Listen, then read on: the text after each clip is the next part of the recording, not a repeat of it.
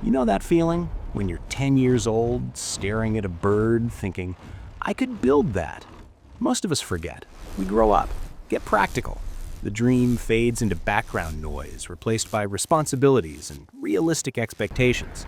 But what if we didn't let it fade? What if we took an insect, something we barely notice, something small and simple, and reimagined it completely? 6 meters long, capable of carrying a human, able to fly through the same air we breathe? I'm Marcus. This is Wooden Wings Chronicles, and if it looks impossible, we build it anyway. This is the Mosquito project, a 6-meter wooden aircraft that challenges every assumption about what experimental aviation can be. There's something timeless about the urge to build your own aircraft. It transcends culture, transcends era.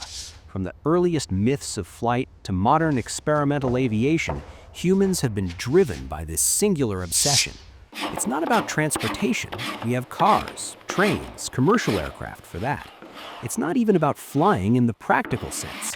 It's about taking an idea, this ambitious, challenging, seemingly unreasonable idea, and bringing it to life through engineering, through craft, through sheer determination.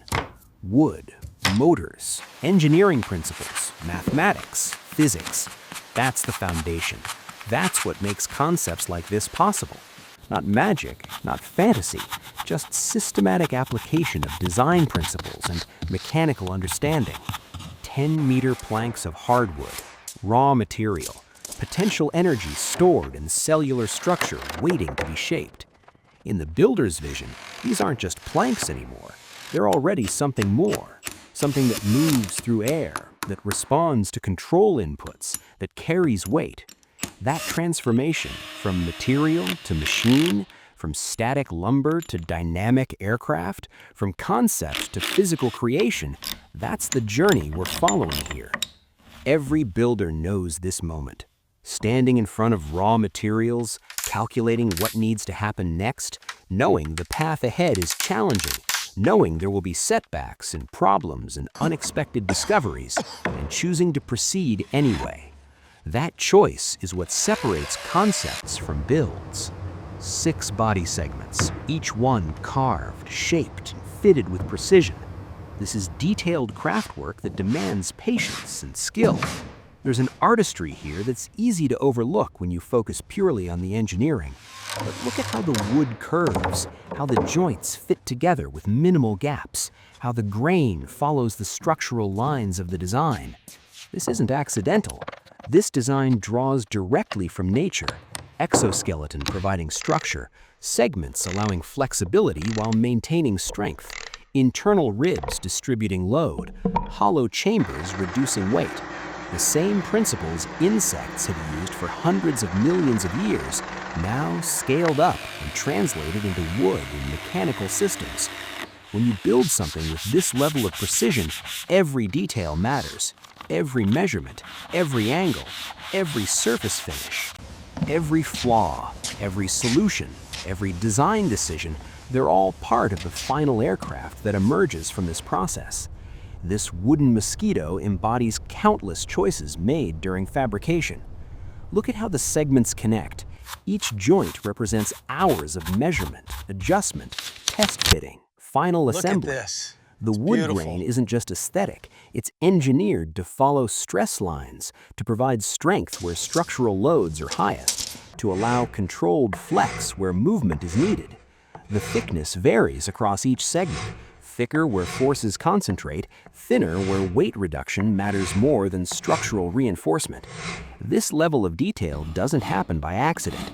It happens through careful planning and experienced execution. 2 meters of carved wood extending forward, needle-like, elegant in its simplicity. But this isn't decoration, it serves a critical purpose.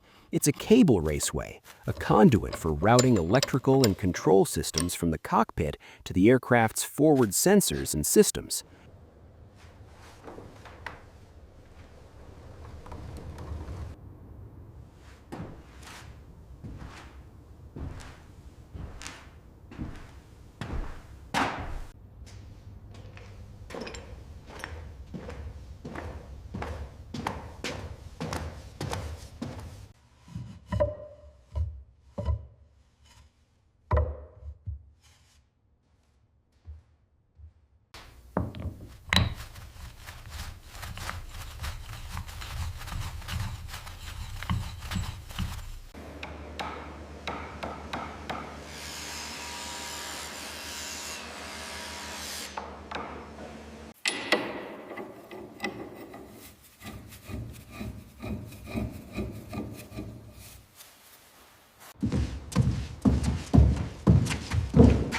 This design philosophy integrates form and function seamlessly.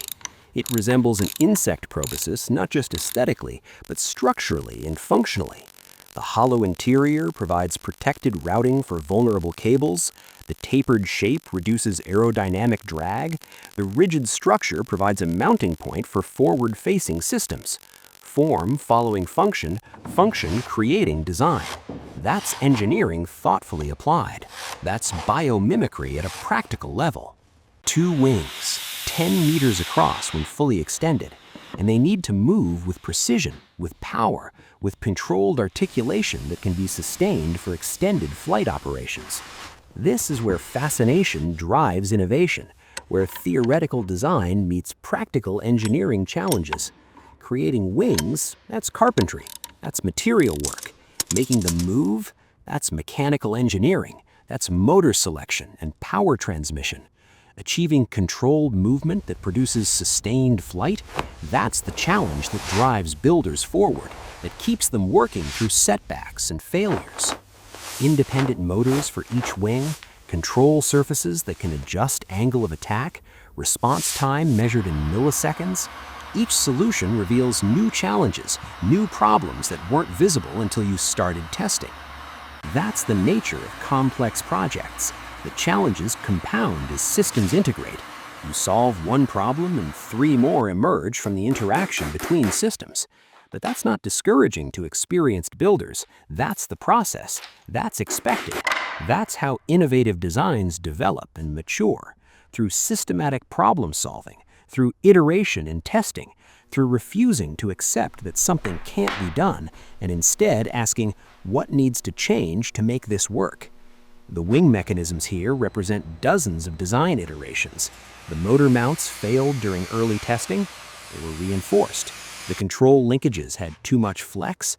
They were redesigned with stiffer materials. The power transmission had inefficiency losses. Gearing ratios were recalculated and optimized. Cables snaking through the interior. Connection points carefully soldered and insulated. Thermal management systems to prevent overheating. This is where design concepts become functional systems, where drawings become operational aircraft. Design without engineering remains theoretical, remains on paper. Engineering without thoughtful design becomes purely mechanical, functional but uninspired. Together there's potential for flight, for operation, for achievement.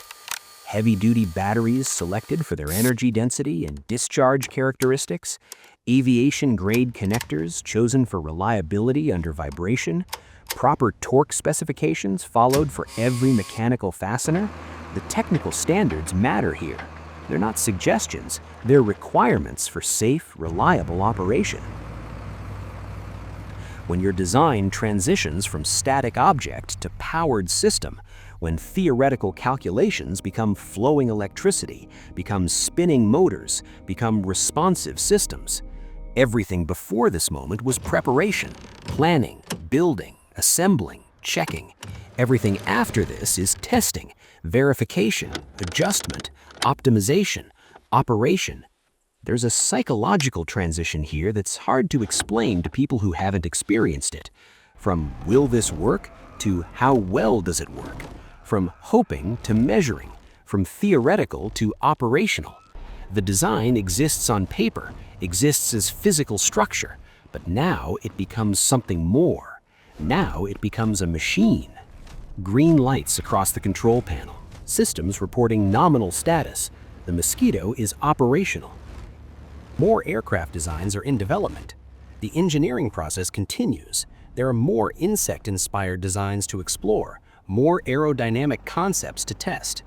I'm Marcus, and remember, if it looks impossible, we build it anyway. The Dragonfly design is next.